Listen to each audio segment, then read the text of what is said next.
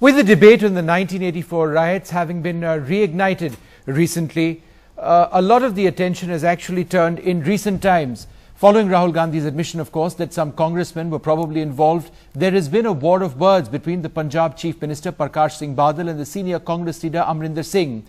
Amarinder Singh insists that Mr. Badal is in no position to demand an apology from the Congress Vice President. But it is his allegation that Mr. Badal actually hid in a farmhouse when Operation Bluestar was actually taking place that has created a huge controversy.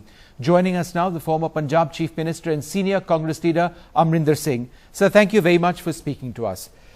The central point of your allegation, sir, are you saying that Mr. Parkash Singh Badal knew about Operation Bluestar about to happen and actually did nothing about it? He had advance notice. He'd been told of this by Congress leaders at the centre. Well, you know, I was not party to that discussion. If you recall, I had been party to discussions from 1981, I think, till 83. Then subsequently, it was taken over by somebody else. But there was a meeting on the 26th of May in 1984, in which there were three people from the Akali Dal: Parkash Singh Badal, Gurcharan Singh Toda and Surjit Singh Barnala. And from the Congress side, there were three senior ministers. And straight after this meeting, which took place here in Delhi, Mr. Gurcharan Singh Toda went back to the Golden Temple, and he was there when the action took place. Surjit Singh Barnala went back to Punjab, and Mr. Parkash Singh Badal went off to his skulking in his house in Bazpur in Uttarakhand. No, but sir, why did he do that? The allegation and the manner in which you've been quoted, you seem to suggest that he wasn't ready to face up to what was about to happen in Amritsar. Absolutely, that is my meaning. You know, there's nothing that you can prove, but the fact of the matter is that when there's a crisis, when you yourself have made a situation develop into what it had happened at that stage, and you had stood in front of the Akal Takht, and all you senior leaders of the Akal Takht in front of the Akali Dal had sworn before the Akal Takht that when the military would come there, they would be there. Why wasn't he there? I mean, if people say that nobody knew that Bluestar was coming on the night of the 5th, 6th of June, but certainly on the 1st of June, when the CRP and the Punjab police had surrounded Darbar Sahib, at that time he should have known. He should have known on the 2nd, he should have known on the 3rd. What made him stay in UP and what made him not go back to the Golden Temple?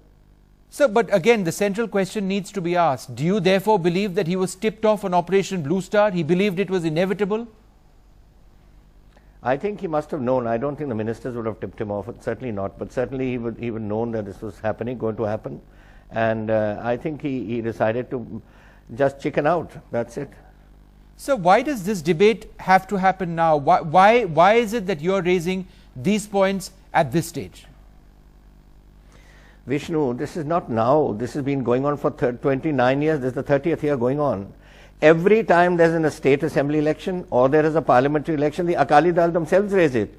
And they keep saying Congress must apologize, Congress must accept the blame. What about the RSS? What about the BJP? What about the people at the Agarwal Commission, here it is, who have given 49 names and put 14 FIRs against RSS and BJP people? What about them? He conveniently forgets. So but he tries to incite Sikh opinion in Punjab just prior to an election to try and consolidate the Sikh vote. That's what the reason I asked that question is because there is a sense after Rahul Gandhi's recent remarks on the Sikh riots, there is a sense that you may be trying to spread out the blame, that, you know, don't just look at what the Congress has done, the BJP has had a role, and look at Parkash Singh Badal himself and his actions during that particular time. No, I think that is not my intention. My intention was very clear. Let's go back to Rahul Gandhi's statement. Rahul Gandhi said very clearly, in a very open-hearted manner, that I hear that there were Sikh congressmen also involved in these Sikh riots. That's what he said, and he said it. And when he doesn't know, I mean, then everyone went down on him on a ton of brick there today, sitting in front of his house and doing dharna and all. What for? I mean, what did he know? He was a 13-year-old boy in school then. What does he know what the background of that was? I was very much in the game. So I said, this is not fair. I mean, if today Mr. Badal has run away from this action or done anything else which has led to Bluestar or subsequent to Bluestar, which has led to terrorism in Punjab where 35,000 people died, do I blame Sukhbir Badal for it? Sukhbir Badal is not to blame. He was a young man in college. No, but it sir, is Badal who is responsible for his actions. It is I who am responsible for my actions. It is only a comment by Mr. Rahul Gandhi which he said this I think in a completely open-hearted manner. Sir, do you believe that there has been justice in the 84 anti-Sikh riots? Justice? Has there been justice? Sir, when it comes to Sajjan What Kumar, are you asking me? when it comes to Sajjan Kumar, the fact that he's been acquitted, is that something that you accept? What about the central issue, the role of Congress leaders? Look, I gave names. Let me tell you how it all happened. 31st, his riot started. First, I arrived here. Sardar Amarinder Singh was a friend of mine. He flew us in his plane, in his little plane of his own. My brother Malvinder Singh, my brother Randhir Singh, who's in the sports. We all went around these camps which were then collecting in the various gurdwaras of Delhi. And I talked to people. Some were in shock, they couldn't speak. Those who spoke, I asked them, who has done it? Do you know? Have you seen anybody? And the names that came out was Sajjan Kumar, Dharamdas Shastri, Arjun Das, Lalit Makin, and one more name. And these were the 5 names that I heard then. And then I said, anybody else? Then they named some people, Jain and some priest. I didn't know who these people were, so I couldn't comment on those. But these 5 I knew.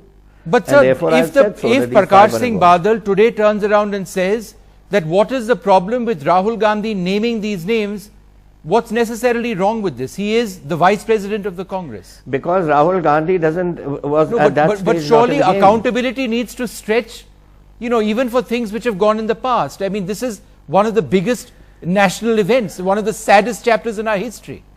So if he's asked a question about that, why should Mr. Badal be faulted for asking that question? No, it's not Mr. Badal faulted. Did you know how it was? He didn't ask that question. It was him who commented himself in television that there were some Congress people involved. And then before you give anybody a chance to clarify anything, the whole lot of them come down in Parliament, in Assembly, not in the Assembly, but in the political field, and hold placards and all sorts of things. That is not the way to do it. I mean, here is somebody he's not hidden anything. He hasn't said no congressmen were involved. He has said, yes, I hear there were some congressmen involved. And I took it upon myself to say that, yes, these are the names I heard. And I've said it. I don't know whether he has heard these names or not, but certainly I have heard these names, and I said so. Okay, one final question, sir. The recent controversy on the role of one British military advisor who'd come over here. Do you believe that some sort of an apology needs to come from us, from the Congress for that as well, seeking the assistance of others? Well, I am not aware. You see, this is not, I was not in the picture, as I said. I was not aware of this. I have talked to many, I'm an ex-soldier. I have talked to many soldiers who have taken part in this or who have had something to do with it, and asked them exactly what happened, and I wanted to know from curiosity's sake and as a military historian what could have happened.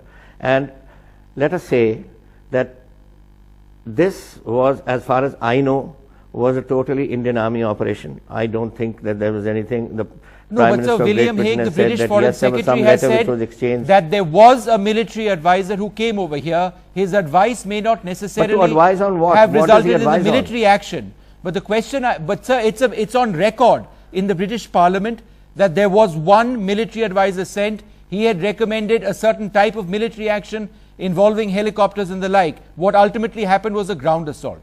That being said, should there be some sort of scrutiny on the need for the government at the centre, then the Congress, to have asked the British for their assistance or their advice?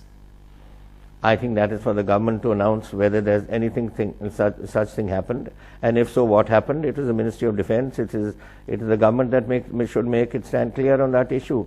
I don't want to comment on that, but I can only tell you that this was not planned as a special forces operation. This was a simple infantry operation carried out by an infantry division. And if the man came as a special forces advisor, it was whatever he advised was not accepted, obviously. So because this was done by 9 Division, which was here in Meerut. But wasn't it questionable that we would ask for this assistance? I cannot comment on something I don't know. I mean, but I don't think at that stage, let me I'll tell you one thing. If a special forces officer was called to advise, then you have special forces in India. We have the first special force, we have 9 special forces, we have 10 special forces, the commando battalions which are there. What do you need to call a man from Britain for? But if he came, sir, I why know he that, came, sir, what but he came it's a to matter do, of record, sir, that this person was called. Which is why I'm asking you, we can question the need. That's a separate issue. But so why don't you answer the question on whether you think it was wrong? How can I answer? I was not I'm not the Chief of Army Staff. I don't know what has happened. I was not the Defence Minister. It was for them to answer whether such a incident did take place. If so, why was he called? What was he asked to advise on? It was for him to say. How can I say? But till today, other than this controversy which has just risen in the last couple of days, since his statement by the British Foreign Secretary, nobody in the army, Indian Army, knew that anybody had been called. Now, so why they had been called, who called them, for what they were called, let the Ministry of Defence say so. Okay, one final question, sir, just linking back to Mr. Badal. He says, because he's already reacted to some of the remarks which you'd made yesterday as well, I believe. He says that, look, he was jailed after Blue Star. You should be the last person questioning his courage or his convictions at the time. He spent time behind bars, so you're wrong in making these remarks. I think Mr. Badal has a habit of always trying to make up stories. If I may be blunt in saying that he's always told lies on these issues. Let me tell you, he came back many days after Blue Star, probably 3 or 4 days after Blue Star. He came to Chandigarh. He had a press conference. In that press conference, he called on the Sikhs in the Indian Army to mutiny, which was a treasonable act. And after that, when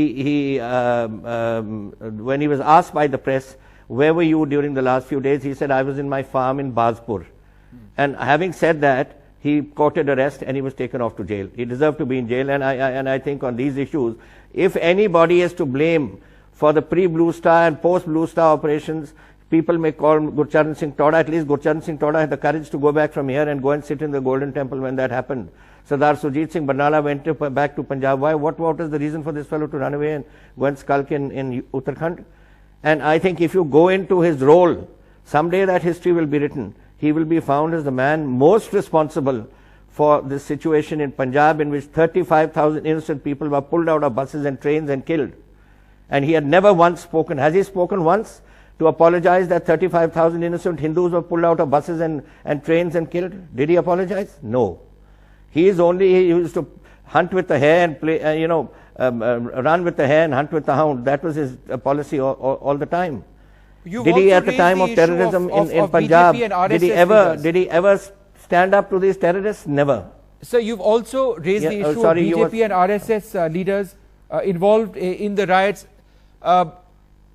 What is your essential argument as far as this alleged role is concerned? Here it is, I have them with me. This came up in this commission. These cases were the recommendations of the Jain Agarwal committee, which examined affidavits filed by riot victims before the various committees. Some of the prominent Delhi BJP RSS workers against whom cases have been registered are so and so and so and so so and so, and there are 49 of them, and there are 14 FIRs which were registered against BJP and RSS workers in 92 and 94. All right, sir. Thank you so much for speaking to us with your views on why you believe that some of Mr. Badal's recent remarks are not correct at this juncture, and coming out with some fairly strong remarks on what you believe Mr. Badal, how he should be considered, given what you say are his actions at that time. Thank you very much, sir, for speaking to us. Thank you, Vishnu. Thank you.